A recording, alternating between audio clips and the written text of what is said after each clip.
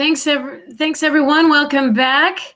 Hope you maybe got a little sustenance and maybe still got to do a little networking with someone. So before we get to our next speaker, I just want to briefly go over what Real Estate IQ has to offer for those of you that are new. So before I talked about our deal analysis suite where you can run your own comps with the Fast CMA, and it's also got these great calculators. Those tools are also a part of our deal finding suite.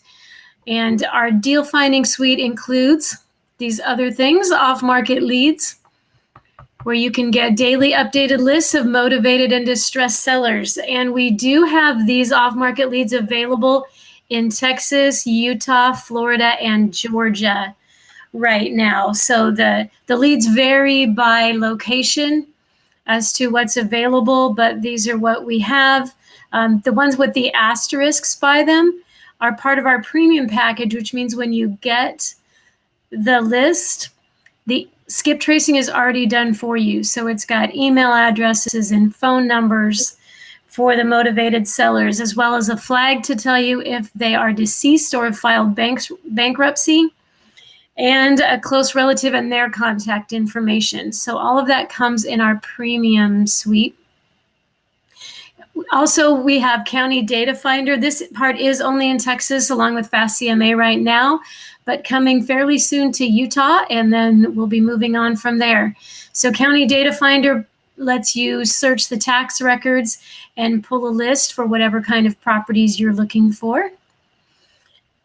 And then our MLS Deal Finder, which lets you get discounted properties off the MLS. You can get a notification in your email as soon as a new property that meets your criteria gets on the market or has a price change. So you can be one of the first.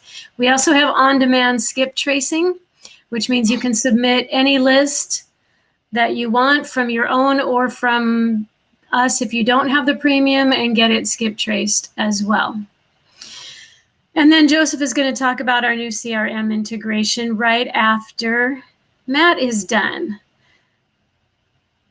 So without further ado, then I missed this. I didn't get that slide there, but Matt Atkinson started his real estate career 17 years ago as a mortgage professional and has been investing for the last 14 years. He purchased his first investment property in 2004, which was a single family home through a short sale, which is a rental unit that he still has today. Matt has focused on consulting at a local level with his expertise ranging from rentals, landlording, hard money lending, fix and flipping, assignments, and building wealth as an investor. So thank you so much, Matt, for being here. You bet. Thank you. So I'm a unique speaker. I just got done coaching my 10-year-old baseball, my son's 10-year-old baseball team, and they unfortunately lost 15-14 in the last inning. Oh. And no, it's good. It's always great life experiences, and I think it's really applicable to you guys as real estate investors. So this is an amazing new platform for me to get familiar with, and I'd love it if possible, if Iva, Juan, Candela, Becky, David, Richard, Diego, Juan, Natalie, Kevin, Glynis, Jay-Z, Nita, Michael, Varky, what's up, Steve Ling, Peter, all of you guys turn your cameras on if possible. I love watching people's eyeballs when we present versus me just talking into a webcam and you guys, maybe mowing the lawn or doing other things like that. So I like that people are able to participate if it has the same functionality with that. So why this is an important topic. So if you guys can type in the Zoom, or not the Zoom, in the virtual chat bar, what state you're in, that would be very helpful for me to identify how to help you guys out. So if you guys can confirm what state you're in, I'm going to share information with you guys. And there's a lot of different information that I think is applicable as real estate investors. And I was asked to speak is creating versus finding deals in 2021. So what I'd like you guys to do, I love these virtual calls because people are able to communicate and make comments. If you can type in the chat right now, where have you bought your most recent property? So where have you bought your most recent property? Like, and what I mean, where did you buy it? On the multiple listing service, for sale by owner, from a wholesaler? Did you buy it from the county auction? Did you buy it from a property manager? Sharing all these different ways of where you bought your property. So I see we got a lot of people from Texas, North Dakota, Huntsville. We got a pre-foreclosure, fantastic. So I just bought a property about 3 weeks ago that I had a client who wanted to borrow hard money from me, and they ended up not being able to qualify for the hard money loan because, quite frankly, the amount of money I would have required for them to put down, they didn't have the money. So I ended up buying the property from them. I paid them a $3,000 assignment fee instead of them losing $5,000 in earnest money. So they basically had an $8,000 swing.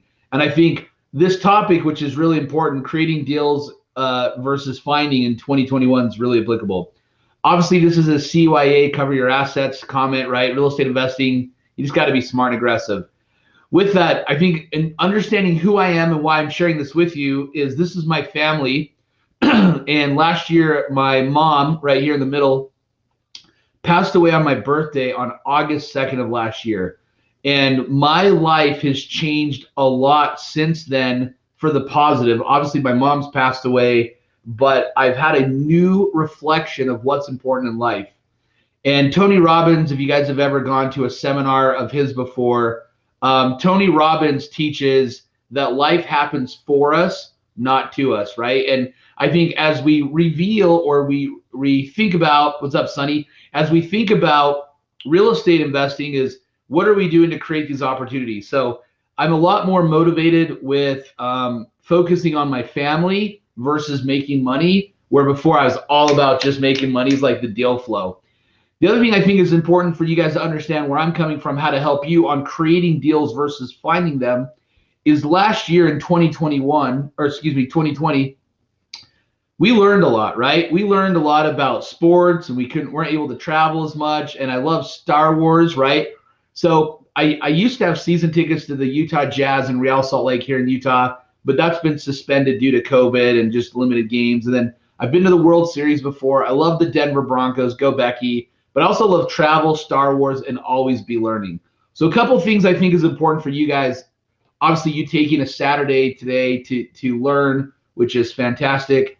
But what have you learned from COVID in 2020?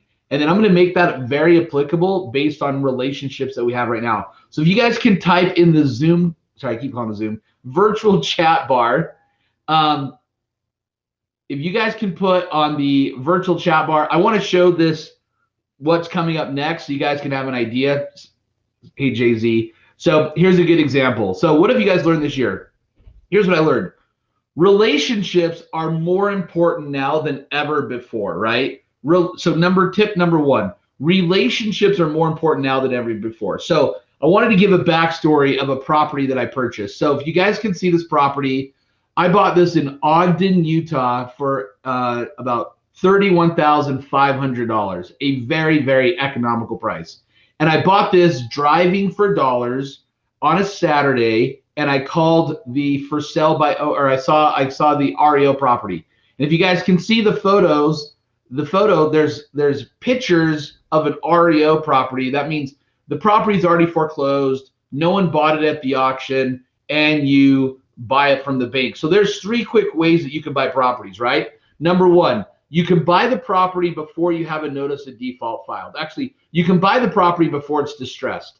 Number two, you can buy the property once the notice of default's filed, and Real Estate IQ just did a great way of sharing how you can gather this data. Number three, you can buy it at the foreclosure auction or trustee sale. And number four, you can buy it from the bank after, right? So those are 4 different ways that I've bought a lot of different properties. So here's a question for you. Have any of you guys been able to buy a property before it foreclosed?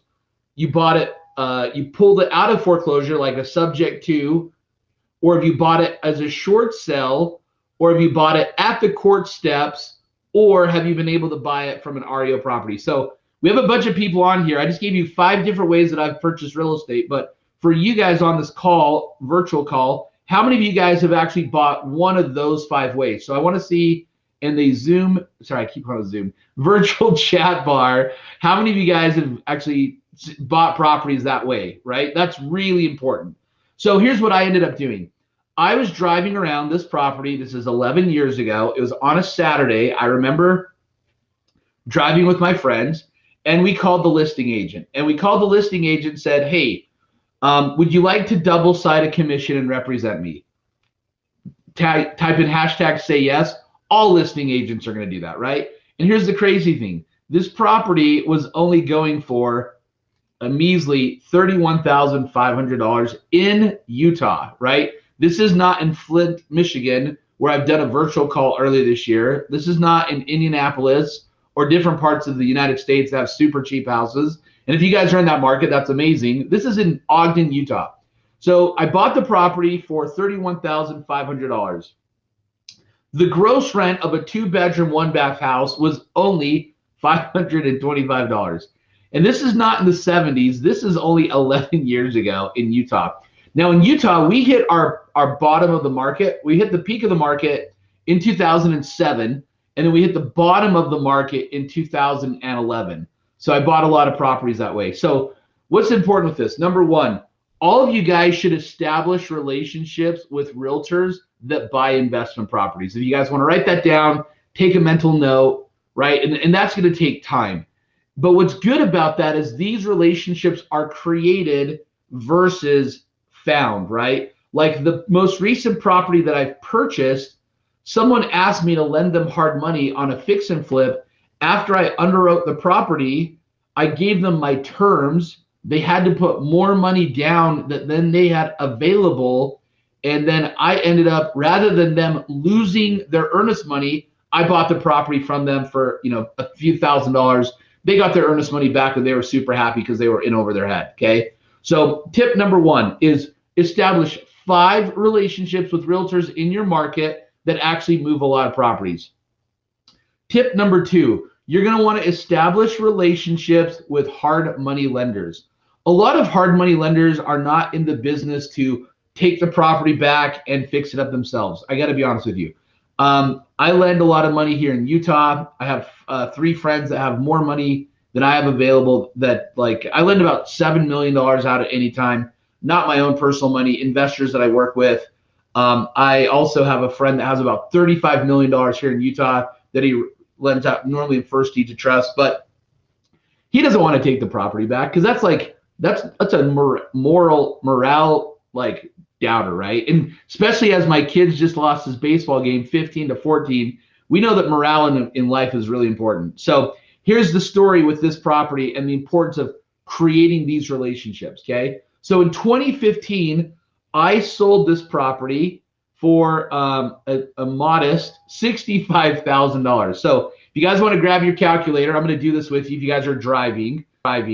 So grab your calculator, which I'm doing right now. I love calculators. So if you invested $31,500 and you had a 100% return on investment, that means that I would have doubled my money to $63,000, right? If you guys all grab that. So 31,500 times 2 is 63,000. So basically, I got about 105%, give or take, cash on cash return based on me buying this property, which is amazing, but it doesn't get really exciting. Here's what's important when you're negotiating from sellers directly, because in your market, here's a question. If you guys can type in the virtual chat bar, are there a lot of Reo properties or real estate owned? If you guys can type that in the Zoom virtual chat bar, man, Zoom's all over our lives, right? If you can type that in the virtual chat bar, are there a lot of Reo properties or bank-owned houses? There's not a lot in our market here in Utah. People are selling them before they go to foreclosure. So here's what I think is important if you guys want to take a photo of this. Right now, buying from sellers is a higher level skill than ever because there's so much competition. So I'm going to share this with you of when I buy from sellers, just like I bought the property from the person who wanted to borrow money from me, right? So number 1, sellers' concerns are the steps for the sale. If they don't object, challenge, fight, they aren't serious, right? They're going to give you rebuttal on why they won't give you that price. Number 2, concerns define their main areas of interest and give you feedback. You need to structure your strategy. So when someone gives you a concern, they're giving you feedback of what they're bothered with or what they would like to improve. So as you guys are buying properties directly from sellers, you get to increase your financial and real estate IQ, but more importantly, you're going to be able to focus on what really the seller wants, okay? Number 3, when isolating the concern, never argue or fight. Instead, ask the right questions to help the seller provide an answer solution for their concern. Now, Matt, what does this have to do with creating versus finding deals? Everything. When people are coming up with challenges or problems, they really want solutions and they want to come up at the same time, right? Number 3, use the turnaround statements and questions to help you clarify the concern. So here's a great example. If I was role playing with Shanoa Grove, what's up, Shanoa Grove from Founder Texas Art Rios? So if I was talking to Shanoa Grove, I might be like, hey, I understand that you guys don't have a lot of real foreclosures in your market. Is that right? And then she'd type in, yes, Matt, that's right. Then I would say, well, what type of properties are you able to buy that are really good real estate deals? And she'll tell me, right? And then if she said, well, Matt, I bought a house from an estate sale. Okay, fantastic. Where did you find that property? She'll tell me how she found the property in an estate sale. And then I'd say, okay, great.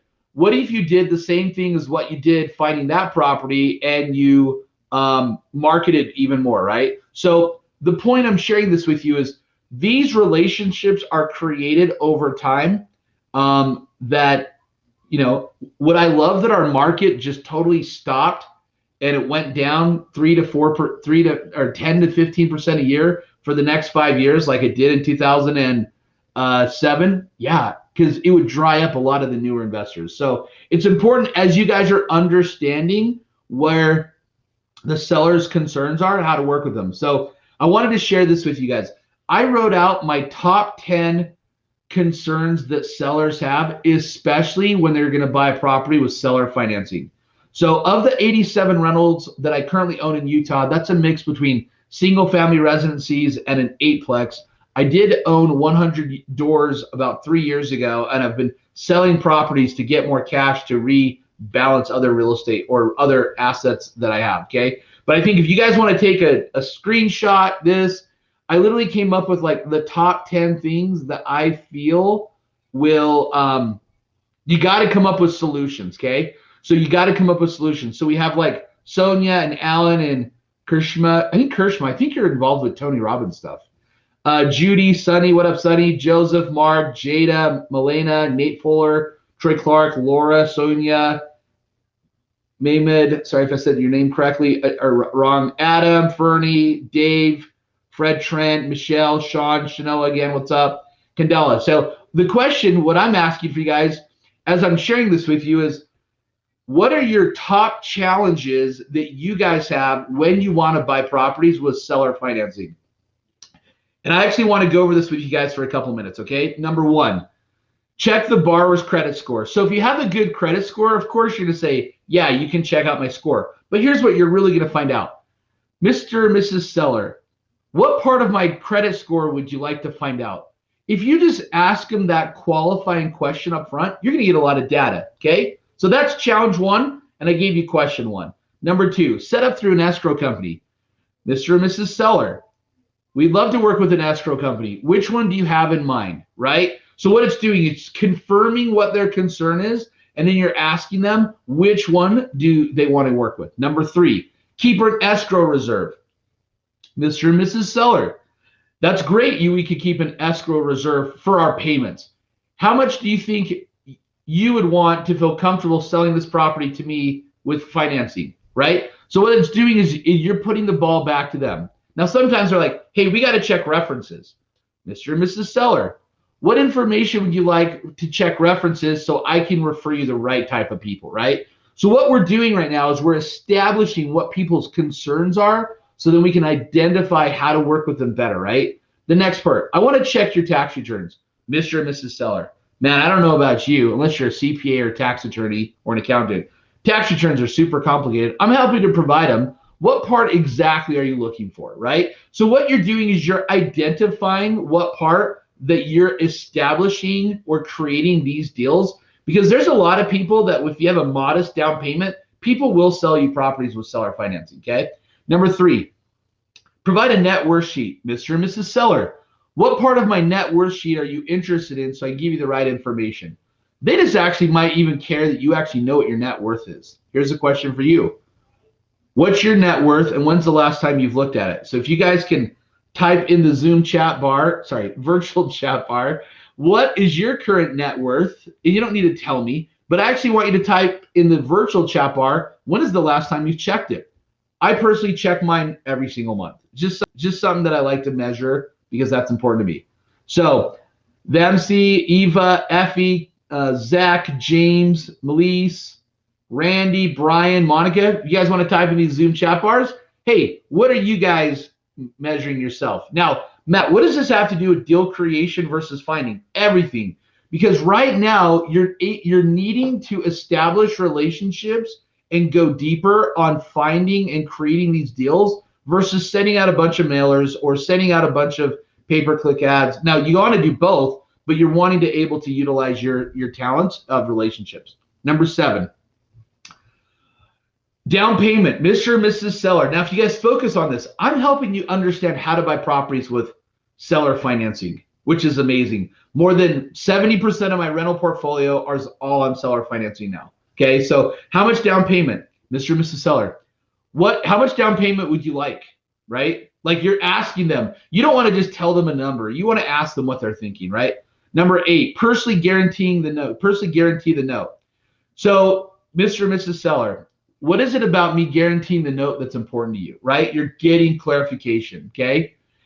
Number 9, have an attorney draft the documents. Mr. and Mrs. Seller, would you like an attorney referral or would you like me to introduce you to mine, right? It's helping them feel comfortable. The last one, have a balloon option. And what's really important with that, a lot of these things I had to do as I'm showing what I did with the property. So if you remember in 2015, I sold that property for only $65,000. Here's what's really cool. I'm going to show you guys what I did. So I bought this property 6 years ago with seller financing. I bought it on an all-inclusive deed of trust, okay? I bought it on an all-inclusive deed of trust. I bought it for $265,000. Now, here's the cool thing. I went from one rental property that only got me like $600 and some change, $500 and some change. Now, I just increased my rent to $2,200 by doing one 1031 exchange. Now, it gets better than this. I bought this property with seller financing with 10% down. So 10% of $26,500 is only, $265,000 is only $26,500. Now, ironically, I bought this from a wholesaler. She made 5 and the seller got the rest. Now, here's what's cool. I then bought this property on the same 1031 exchange from the same wholesaler, from the same seller on seller financing. And I bought this property, which is considered a fourplex. So I just increased my rents and the values from $65,000 now to $530,000, give or take, okay? Now, I also increased my rents from $550, give or take, to over $5,000 a month. So, question for you guys. What does this have to do with deal creation? Everything. It's understanding what sellers want. JV, what have you learned thus far? Varky, what have you learned thus far? Joel, Patrick, what have you guys learned thus far? What's up, Aubrey? What have you learned thus far? Type in the virtual chat bar what you guys are learning, right? Now, it does get better. So I had the money on the 1031 exchange. I put the properties under contract. I'm sure all of you guys are familiar with the 1031 exchange. It's a tax deferral way that you can sell real estate for like or greater value. You need to identify properties within 45 days and you have 6 months to close. That's a regular exchange. A reverse exchange means you buy a property, then you identify properties, then you sell. You do it reverse. Then you can also do what's called an improvement exchange. I'm not going to be focusing on these today because this is deal creation versus deal finding, but you guys being savvy real estate investors is going to help you create these deals for other people, okay? So here's what's cool. I have a duplex, a non-conforming duplex with a non-permitted mother-in-law apartment, and I have a non-conforming fourplex under contract. So I could have put down all $65,000 on the property, but it got better. I ended up chatting with another realtor separate from this transaction, and I bought this property also from the 1031 exchange funds for, here's what's really amazing, $189,000. Okay, and my rent was $1,300. So here's what I'd like you guys to do. How much is my total rent in 2015 now, right? So let's go back. What's the total rent in 2015? If you guys are watching this, I want you to time it in the virtual chat bar. If you're driving and you're not able to, that's understandable. But I just went from about $550 a month to over $6,300 a month in gross rent. That is a pretty amazing increase in rents, right? So here's some takeaways that I did with this, okay? Number one, I've established and maintained relationships with realtors, and anytime they bring me an opportunity, I ask them this question. If you guys want to write this down, this one's a good one. Mr. and Mrs. Realtor, thank you for bringing me this opportunity. What made you think of me first? So you're going to get feedback of why they even called you. Number two, once they've established why they called you. Number two, I totally appreciate the feedback why you called me. I totally makes sense. What is the best scenario you would like to accomplish with this opportunity that you're providing me? What is the best scenario that you would like to provide, you would like to accomplish by providing me this opportunity? You're making it about them, right? What is the best opportunity to provide that, okay? So here's why we're sharing this with you. As they give you feedback, they're giving you their pain points. Ideally, you guys want to come up with 3 solutions when you're buying properties with creative financing. So knowing we have 10 minutes left, here's a question for all of you guys. How many of you guys have actually bought properties with seller financing in the last 24 months? If you guys can type in the virtual chat bar, how many of you guys have actually purchased properties with seller financing in the last 24 months? What's up, Juan, Diego, Nita, Rosario, Giovanna, Jada, Sonia, John, Randy? How many of you guys? Type in the Zoom chat bar, and if I missed you, I apologize. But I actually want to know, if you haven't bought any, say none, which is okay. If you haven't bought any, say none, which is okay. Good.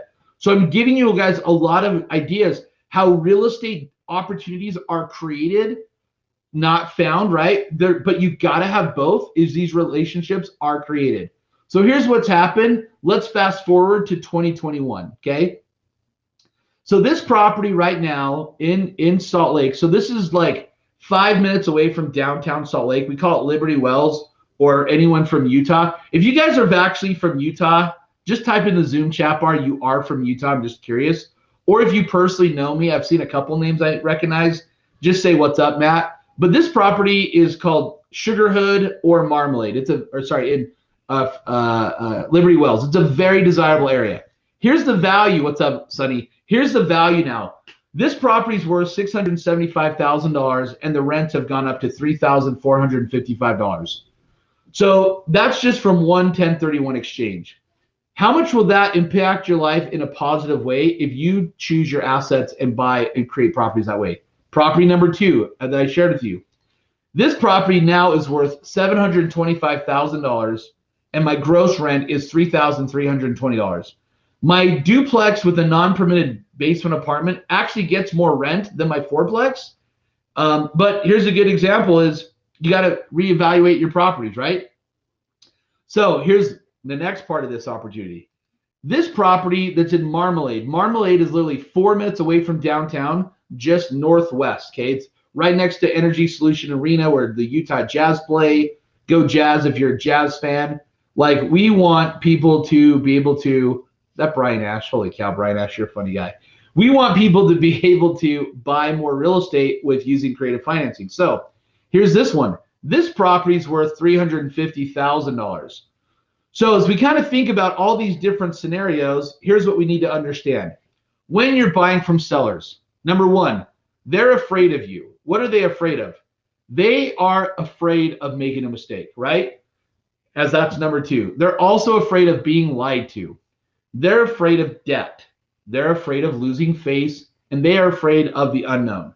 So basically, all sellers need to go to Tony Robbins UPW event. Okay, that's good. Your objective is to settle these fears and come up with solutions to help them out. John Earths, I was a New Orleans Jazz fan. That's awesome. Okay, so here's a question. If you guys want to write this down, take a mental note. What are you doing to come up with solutions for your clients? What are you doing, or what are you doing in today's market to come up with solutions to buy properties from other people? Now, as we kind of think about all this, here's why I wanted to share these examples with you. So about 4 months ago, my seller properties, the first 2 properties that I bought, the balloon payment was due, okay? The balloon payment was due. I did not want to refinance at the time to pay off the loans because, frankly, I'd already had my loans maxed out years ago. I was happy with the seller financing terms. And the seller didn't need the money for anything else at the time, and it was not impeding from him getting a mortgage. So when I chatted with the seller, he had concerns saying, hey, look, I would like my money back or paid off, right? So was it really, do you want your money back or really you want to get paid off? He said, really, if I just got some more money, I would consider extending the loans. I said, okay, well, how much are you thinking? He's like, well, 5%. Well, 5% of what? 5% of current value. You guys want to write this down? 5% of current value, 5% of the outstanding balance, or 5% of the purchase price when we bought it. Now, I didn't give him those 3 options, but that's what I was thinking. I was like, oh man, current value, that's not very good, right? So he's like, 5% of when you purchased the property from me. I said, okay, so basically what you're looking for is another like $13,000 to $14,000 each. Is that right? Yeah. So I said, okay, I'm happy to do that. He's like, well, I want 6% of the current purchase. What was the purchase price? I said, hey, if we do 6%, can we keep the loan extended for 5 years? He said yes. So fantastic. So we drafted the documents. He signed them, I signed them, and then I sent the wire after they were both executed, and I now have them extended on balloon payments for another 5 years. So that's a challenge that you guys could have, and I think that you guys need to think about that, right? So as we kind of like brainstorm,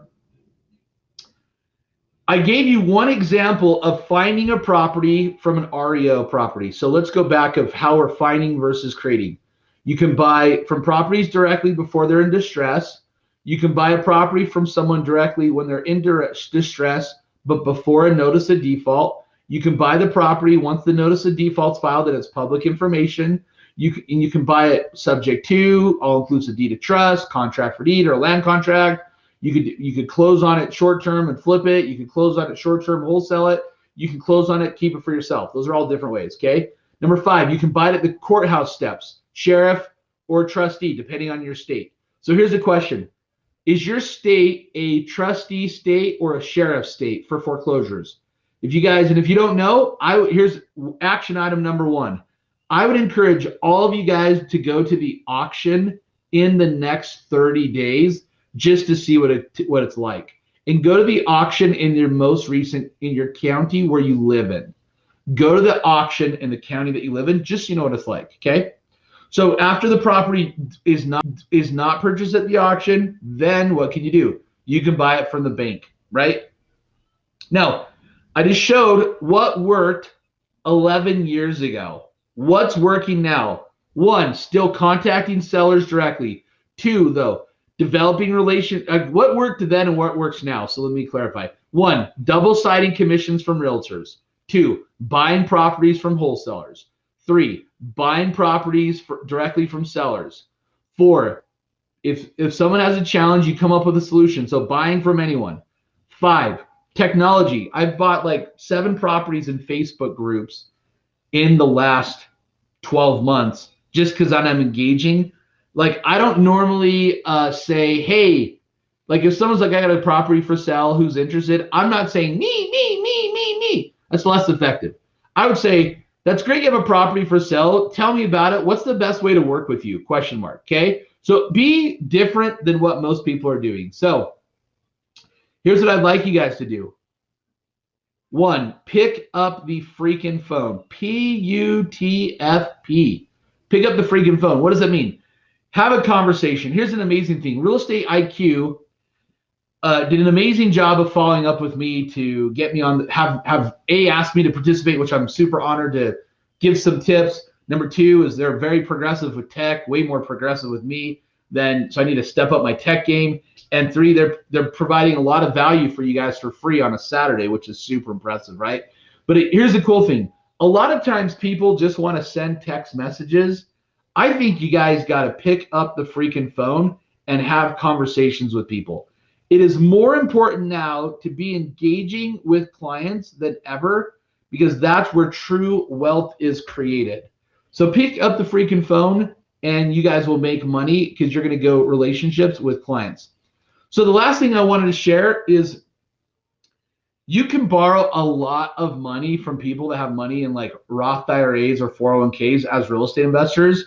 Knowing what I know now, I would have actually bought these properties in seller financed creative financing, but I didn't. And that would have allowed my Roth IRA to grow so much more and not worry about taxes, which if there's a gentleman named 𝗠𝘁𝘁 I'm going to share this with you guys. So I think all of you guys can learn more, earn more, serve more, do more, and become more, so you can give back more, right? And I think that there's a gentleman named 𝗠𝘁𝘁 that I learned this from. He said, when you're a real estate investor, you're considered a starter. You're all over the place. You want to do buy and holds, fix and flips, assignment syndication, apartments, storage facilities, everything, right? But after 10 years, you're considered a builder. There's two ways that you focus on revenue stream. One is cash flow through rentals, however that is. Two, cash flow from notes. The name of the game in real estate is by getting notes or cash flow for your life. And this is a 30-year play, right? 10 years as a starter, 20 years as a builder. Number three, when you're an ender, I call them silverbacks, right? People with silver, white hair, they're in their 60s most of the time. There's two concerns they have: preserving capital and tax efficiency. And I think that in today's economic situation with what we got going on, I think that it's really important for you guys to know what to do to help you be better with tax efficiencies. So I wanted just to share this information for all of you guys today, that just once a month virtually, I share free classes from 6 to 8 p.m. Mountain Standard Time. And I think that like the next class I'm teaching, it's free. It's called 5 Ways to Protect More Than Just Your Assets, because I do a lot of mortgage tax planning with people to help them get where they want to go, because we all want financial freedom, but most importantly, we all want to succeed. So I appreciate your guys' opportunity today. I'd love to know what's your top takeaways. And you could just do me a quick favor. I'm a big Facebook guy because I'm 42 years old. I'm not on Instagram. And I see Becky coming in right now. But if you guys want to go to my Facebook account and just type in, take a photo, here's what would be awesome. I'm going to do this for you guys. I'm going to take a photo of who you guys are right now. Here's my phone because I think it's important. Becky, smile. I'm putting you in there. I'm smiling too. Nice. But I think like just tag what you guys learned, because when you guys write down notes, internalize it, then teach it to other people, and then ask people to be accountable, you're going to get a lot of progress. So I really appreciate you guys sharing, and thanks for participating today. Thank you very much. Thank you very much, Matt. We do have another minute or two. Does anybody have any questions for Matt? I do. You can raise your hand if you want to ask it.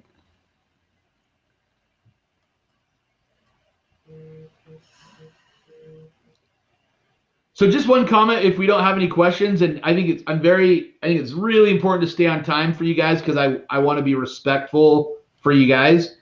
Is the best thing that you can do is like take action. Tony Robbins says imperfect action is way better than just like thinking about it all the time. And I know a lot of newer real estate investors just like keep thinking and thinking and thinking. I just think that if you guys take imperfect action is better than taking no action. So you guys have the link. I shared it. I'll share it one more time. My website's MJ Real Consulting. But I totally appreciate, thanks Becky for doing, whoa, look at Becky. She just took action. She just did a Facebook friend request, and I'm publicly sharing. Here's what's really important, you guys. She's doing something, right? So the point is do something more than what you're doing, but great job jumping on this call. Whoa, we got Troy Clark just sent me one now. We got like rapid fire Facebook quotes. So yeah, thank you very much, and love to have you guys be able to share more as it serves you guys. So thank you very much. That's awesome. Thanks so much, Matt. Appreciate all of the great tips. All right, so we have one session left. Don't go away. Joseph is going to talk about how you can use technology and a CRM in your business to help build it. So we're going to close for just a minute. We'll be back in about 2 minutes with Joseph. Stay tuned.